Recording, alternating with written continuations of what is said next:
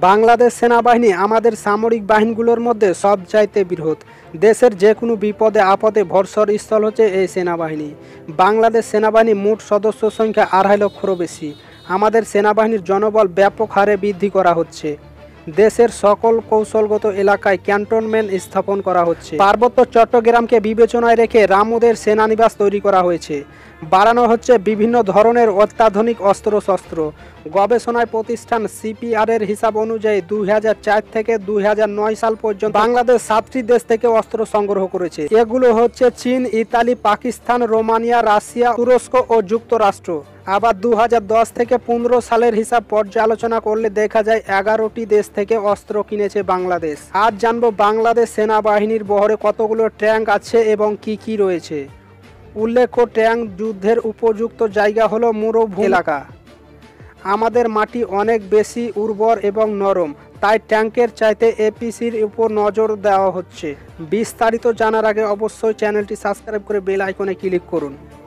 MBT-2000 Bangladesh সেনাবাহিনীর চতুর্থ প্রজন্মের ট্যাঙ্ক। এটি ট্যাঙ্কগুলো পাকিস্তানের আল খালিদ এবং চীনের MBT-2000 নামে পরিচিত। এটি পশ্চিমা ট্যাঙ্কগুলির থেকে আকারে ছোট হলেও যথেষ্ট শক্তিশালী। বাংলাদেশ সেনাবাহিনী 2011 সালে 44টি MBT-2000 অর্ডার করে, যা বর্তমানে বাংলাদেশে মেন ব্যাটল ট্যাঙ্ক হিসেবে ব্যবহৃত হচ্ছে। এটি মূল আকর্ষণীয় হচ্ছে 48 ক্যালিবারে এবং 125 কিলো ব্যাসে কমপ্লিটলি করা কামান। এটি সম্পূর্ণ অটোমেটিক লোড হয়। এই কামান ব্যবহার করে বিভিন্ন ধরনের উচ্চ বিস্ফোরণ গোলা ছাড়াও লেজার নিয়ন্ত্রণ অ্যান্টি ট্যাঙ্ক গাইডেড মিসাইল ছোড়া যায়। এটি স্বয়ংক্রিয় ব্যবস্থা, সবসময় 24 রাউন্ড উপস্থিত থাকে এবং গুলি করা অবস্থায় প্রতি রাউন্ডে আপ ডাউন অবস্থায় লোড করতে পারে। কামান ছাড়াও এটি 7.62 mm মেশিন গান এবং 12 এয়ার ডিফেন্স মেশিন গান রয়েছে। দুটি দৃষ্টিবদ্ধ উচ্চ প্রযুক্তির দূরবীন সায়েন্স। ট্যাঙ্ক কমান্ডারের জন্য রয়েছে উচ্চ প্রযুক্তির প্যারামানবিক পর্দা, যার ফলে আশেপাশের 360 ডিগ্রি পর্যন্ত দেখা যায়। এটি স্বয়ংক্রিয় টার্গেট প্রযুক্তি ব্যবহার করা হয়েছে, যার মাধ্যমে গতিশীল টার্গেটকেও আঘাত আনতে সক্ষম। এর কার্যকারিতা রেঞ্জ 200 থেকে 7000 রেঞ্জ পর্যন্ত। বাংলাদেশ সেনাবাহিনী মোট 44টি MBT-2000 অপারেট করছে। Type 69 MK2G tank. Type 69 MK2G tank বাংলাদেশের আরেকটি মেন ব্যাটল ট্যাঙ্ক। চীনের সহযোগিতায় বাংলাদেশ ইঞ্জিনিয়ারেরা এর ব্যাপক পরিবর্তন ঘটায়।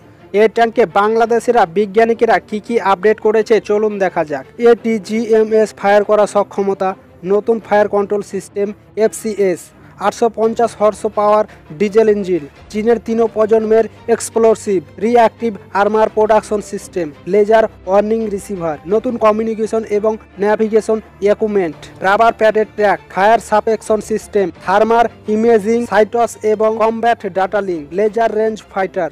Type 69-2 main battle tank. Type 69-2কে যুগের সাথে তাল মিলিয়ে আপডেট করা হয়েছে। এই ট্যাঙ্ক দিনে এবং রাতে যুদ্ধে সমান পারদর্শী। এতে আছে একটি 120 mm ম্যান মেশিন গান এবং শত্রুপক্ষে ধোঁকা দেওয়ার জন্য স্মং ক্যারেট লঞ্চার। সেনাবাহিনীর বহরে মোট 65টি এই তথ্যের ট্যাঙ্ক রয়েছে।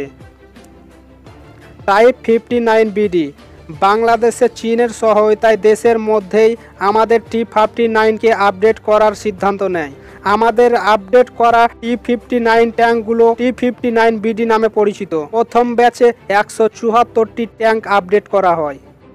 T-59BD ট্যাঙ্ক উন্নত armour fire control protection system, communication navigation system সংযোজন করা হয়, যার ফলে আমাদের T-59BDগুলোকে দ্রুত প্রজন্মের ট্যাঙ্কে অনেকাংশে সমতুল্য। এবার দেখা যায় আমাদের T-59-এ কী ধরনের আপডেট করা হয়েছে। T-59-এ 500 HP ডিজেল ইঞ্জিনের জায়গায় 730 HP ডিজেল ইঞ্জিন ব্যবহার করা হয়েছে। প্রোডাকশন হিসেবে কোয়ান্টার মডুলা কম্পোজিট আর্মা সংযোজন করা হয়েছে এবং ব্যাকটা জালমোর লাগা হয়েছে।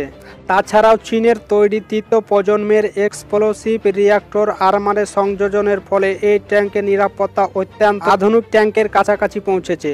মোট 300টির মতো টাইপ 59BD ট্যাঙ্ক বাংলাদেশ সেনাবাহিনী অপারেটর করছে, অর্থাৎ সব মিলিয়ে মোট 700-র অধিক ট্যাঙ্ক বাংলাদেশ সেনাবাহিনীর বহরে এখনো আছে। Please like, share and comment this video and don't forget to subscribe the channel. Please like